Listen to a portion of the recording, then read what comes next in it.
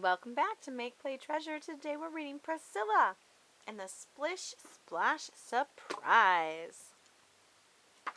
Written by Nathaniel Hobby and illustrated by Jocelyn Hobby.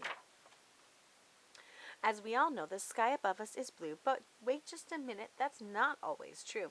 Sometimes I've noticed, I'm sure you have too, the sky turns a purple, green, brownish gray hue. And that's just how things were looking today on the planet of Priscilla's not so far away. For Priscilla, in fact, there'd been no blue for days. It started last week with a yellowish haze. Each day the sky darkened, it thickened like soup. Finally, the whole sky just seemed to droop. The first raindrop fell, then the second and third. Then the clouds opened up and rain was the word.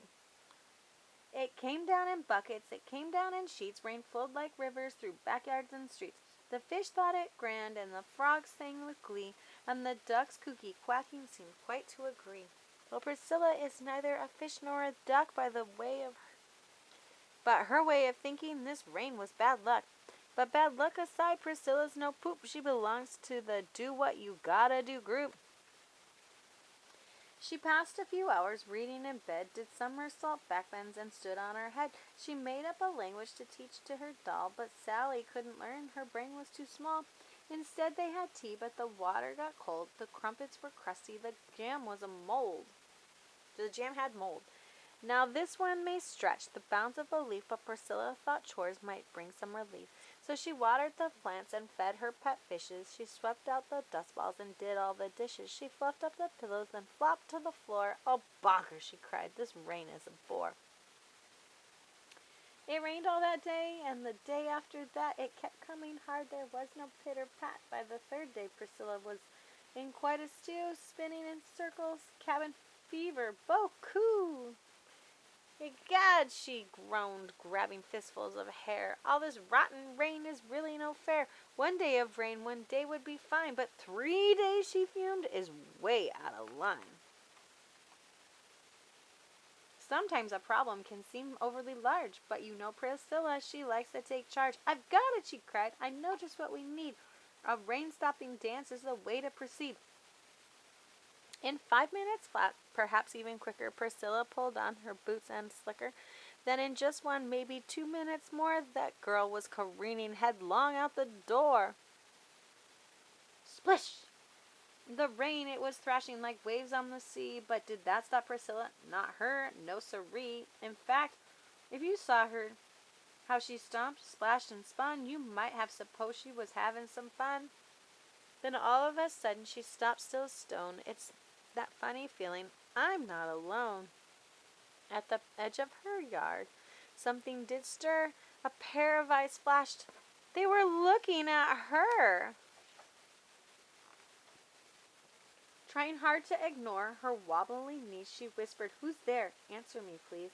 A voice called out from the edge of the wood, "Just having a look. Your dance is quite good." Thought Priscilla. I shouldn't feel scared, so she crept toward the woods as close as she dared. "Who are you?" she asked. "I wish I could see. Perhaps we could even be friends, you and me." "Friends?" the voice giggled. "Friends, yes, indeed. I like your rain dance, so we're friends. It's agreed." And then through the leaves, a pink face peeked out. "Ooh!" gasped Priscilla. "You're a pixie, no doubt." "Yes, I'm a pixie. Posy's my name. The land of primrose is the land whence I came." The pixie then curtsied right there in midair, and Priscilla, astonished, did nothing but stare. "You're so funny," laughed Posy in a perfect plie. "I mean that, of course, in a wonderful way. When storm clouds roll in, most people complain. I'm glad to see someone enjoying the rain." Well, Priscilla was trying to gather her wits, but Posy, she pleaded, "the rain is the pits. I didn't come out to have fun, not a chance. I came out to do a rain-stopping dance." My," replied Posy, full of concern. "I see you still have a few things to learn." Then Posy, that pixie, swooped back to the wood. "Wait!" cried Priscilla, cinching her hood. "I'm sorry," she called. "I didn't mean to be rude. Come back, please come back, little pixie," she wooed. Priscilla scrunched up her face and stared at her shoe. Then it was clear there was only one thing to do. The forest was glowing a radiant green. Every plant glistened with a sparkling sheen.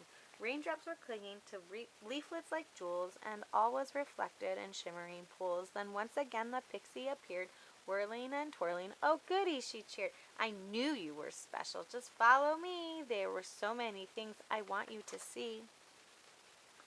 "Look here," Posy called, "the funk funnel view. The smell isn't great, but its funneling's divine.